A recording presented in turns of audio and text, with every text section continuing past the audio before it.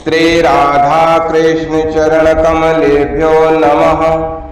श्रीमद् भगवद गीता के 7वें अध्याय का महात्म्य।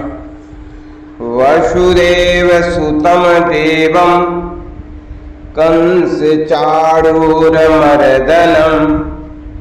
देवकी परमानंदम कृष्णं वंदे जगद्गुरु। भगवान शिव कहते हैं, हे पार्वती, अब मैं 7वें अध्याय का महात्म्य बतलाता हूं, जिसे सुनकर कानों में अमृत राशि भर जाती है। पाटलिपुत्र नामक एक दुर्गम नगर है, जिसका गोपुर द्वार बहुत ही ऊंचा है। उस नगर में शंकुकर्ण नामक एक ब्राह्मण रहता था। उसने वैश्य वृत्ति का आश्रय लेकर बहुत धन कमाया, किंतु न तो कभी पितरों का तर्पण किया और न देवताओं का पूजन ही। वह धनोपार्जन में तत्पर होकर राजाओं को ही भोज दिया करता था। एक समय की बात है कि उस ब्राह्मण ने अपना चौथा विवाह करने के लिए पुत्रों और बंधुओं के साथ यात्रा की। मार्ग में आधी रात के समय जब वो सो रहा था, तो एक सर्प ने कहीं से आकर उसकी बाह में काट लिया, और उसके काटते ही ऐसी अवस्था हो गई कि मणि, मंत्र और औषधि आदि से भी उसके शरीर की रक्षा साध्य जानी पड़ी। तत्पश्चात कुछ ही क्षणों में उसके प्राण पखेरु उड़ गए। फिर बहुत समय के बाद वह प्रेत बना, और फिर उसके बाद सर्प योनि में उत्पन्न हुआ। उसका चित्त धन की वासना में बंधा था। उसने पूर्व वृत्तांत को स्मरण करके सोचा कि मैंने जो घर के बाहर करोड़ों की संख्या में अपना धन गाड़ रखा है, उससे इन पुत्रों को वंचित करके स्वयं ही उसकी रक्षा करूंगा। एक दिन सांप की योनि से पीड़ित होकर पिता ने स्वप्न में अपने पुत्रों के समक्ष आकर अपना मनोभाव बताया। तब उसके निरंकुश पुत्रों ने सवेरे उठकर बड़े विस्मय के साथ एक दूसरे से स्वप्न की बातें कही।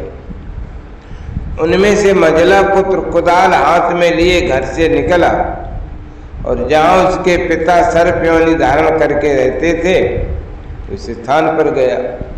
यद्यपि उसे धन के स्थान का ठीक ठीक पता नहीं था, तो भी उसने चिन्हों से उसका ठीक निश्चय कर लिया और लोभ बुद्धि से वहां पहुंचकर बामी को खोदना आरंभ किया। तब उस बामी से बड़ा भयानक सांप प्रकट हुआ और बोला, वो मूढ़, तू कौन है और किस लिए आया है? क्यों बिल खोद रहा है? अथवा किसने तुझे भेजा? ये सारी बातें मेरे सामने बता। पुत्र बोला, मैं तो आपका पुत्र हूं, मेरा नाम शिव है। मैं रात्रि में देखे हुए स्वप्न से विस्मित होकर यहाँ सुवर्ण लेने के कौतूहल से आया हूं। पुत्र की यह वाणी सुनकर वो सांप हंसता हुआ उच्च सुर से इस प्रकार स्पष्ट वचन बोला, यदि तू मेरा पुत्र है तो मुझे शीघ्र ही बंधन से मुक्त कर। मैं पूर्व जन्म के गाढ़े हुए धन के ही लिए सर्प योनि में उत्पन्न हुआ। पुत्र ने पूछा, पिताजी, आपकी मुक्ति कैसे होगी? इसका उपाय मुझे बताइए, क्योंकि मैं इस रात में सब लोगों को छोड़कर आपके पास आया हूं। पिता ने कहा, बेटा, गीता के अमृतमय 7वें अध्याय को छोड़कर मुझे मुक्त करने में तीर्थ, दान, तप और यज्ञ भी सर्वथा असमर्थ है। केवल गीता का 7वां अध्याय ही प्राणियों की जरा, मृत्यु आदि दुख को दूर करने वाला है। सो पुत्र, मेरे श्राद्ध के दिन 7वें अध्याय का पाठ करने वाले ब्राह्मण को श्रद्धा पूर्वक भोजन कराओ, उससे निसंदेह मेरी मुक्ति हो जाएगी।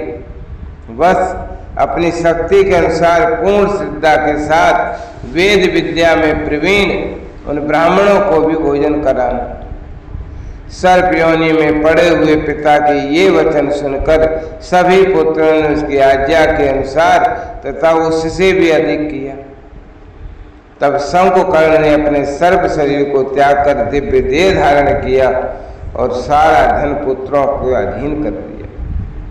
पिता ने करोड़ों की संख्या में जो धन बांट कर दिया था, उससे वे सदाचारी पुत्र बहुत प्रसन्न हुए।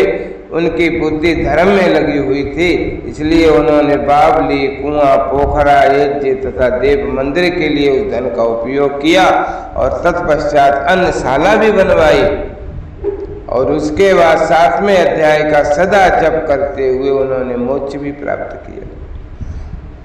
सो पार्वती, ये तुम्हें 7वें अध्याय का मातम्य बताया गया, जिसके श्रवण मात्र से मानव सब पापों से मुक्त हो जाता है।